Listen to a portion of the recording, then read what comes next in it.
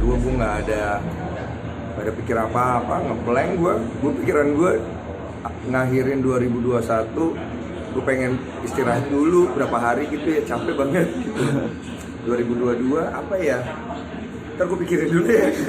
Gue emang anaknya tuh nggak terlalu muluk-muluk gitu loh. Apa yang gue punya sekarang aja itu yang jadi selalu tiap hari ya, gue tuh selalu cuman apa yang gue punya, oh ya terima kasih, apa yang gue punya terima kasih.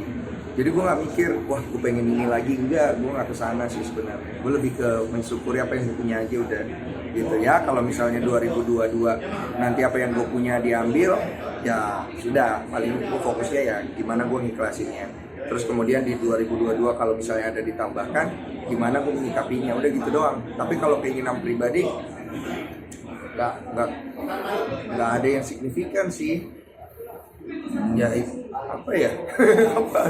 Kita kan ngeliat di tahun 2021 itu kan cukup melambungkan nama Mas Densu lagi, ditambah dengan podcast Mas Densu yang luar biasa viral. Di 2022 akan merubah konsep atau seperti apa nih? Ini harus gue lurusin ya. Yang melambungkan gue di 2021 ya, itu bukan karena guanya hebat, bukan. Itu karena mereka yang gue pansos. Jadi mereka di konten gue, kontennya jadi viral dan lain-lain. Jadi sebenarnya yang tepatnya adalah para orang-orang ini nih yang bikin gue jadi naik gitu.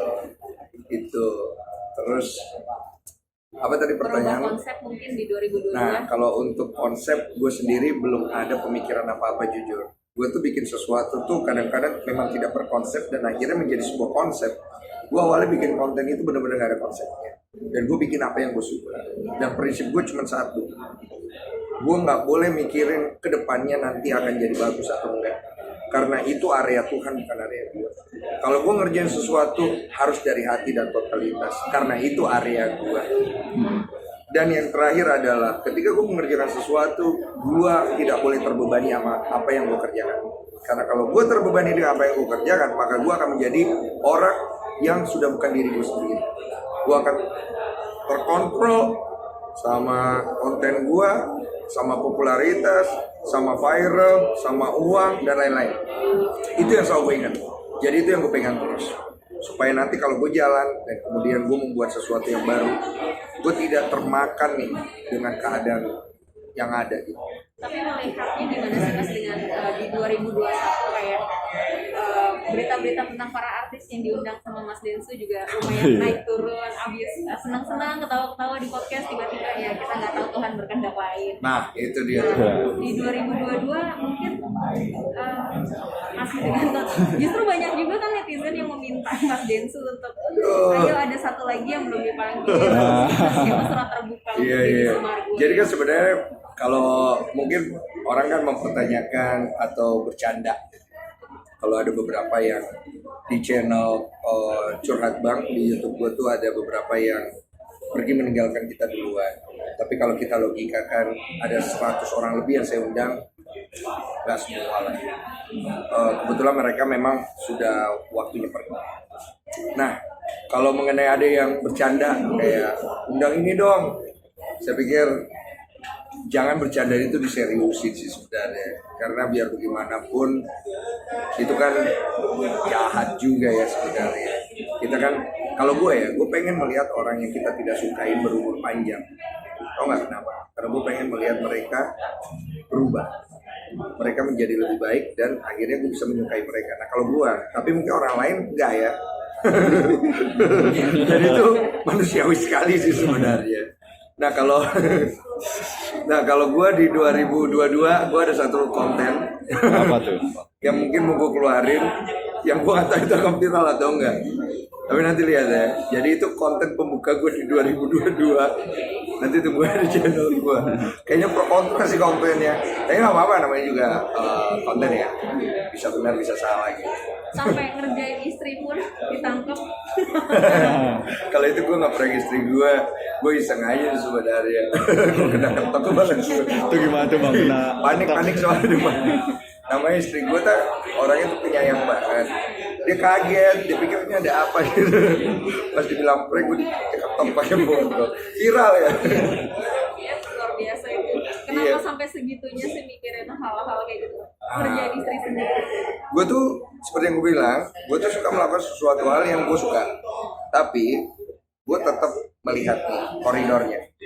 Kadang-kadang apa yang kita suka ini bisa berbenturan sama moral, bisa berbenturan sama etika, bisa berbenturan dengan apa yang menjadi norma-norma di masyarakat kita. Nah biasanya karena gue melihat hal itu, ada beberapa hal yang gue mau bikin tuh gue gak jadi tayang, itu doang. Tapi kalau ketika itu tidak berbenturan dan itu masih ada pro kontranya lah, kira-kira gue masih berani tuh.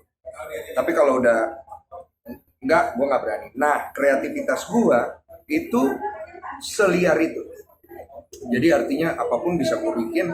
Dan menurut gue sah-sah saja ketika kita membuat sesuatu, maupun kita nyontek terus kita modifikasi, maupun itu dari diri kita sendiri. Karena untuk berkembang emang harus kayak gitu. Nggak bisa nih kita terlalu idealis atau terlalu angku, tidak mau belajar dari orang lain, atau mungkin meniru dan memodifikasi. Nggak bisa. Banyak orang kan yang sering bilang plagiat lu ini, jadi kita kan jadi kayak takut gitu ya.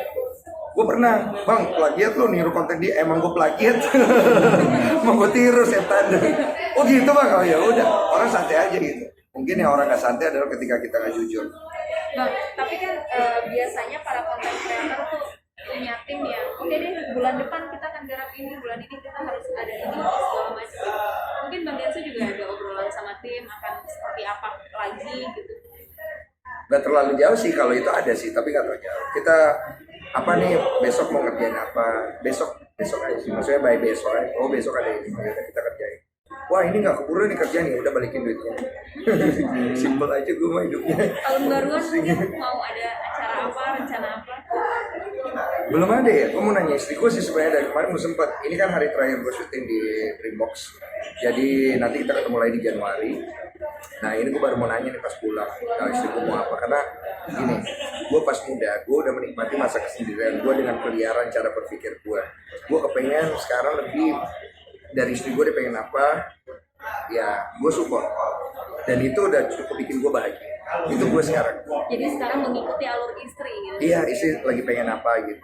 Tapi lucunya ada kadang-kadang istri gue nanya balik ke gue, kayak nanya, yang kamu pengen apa tahun baru? Main kasino.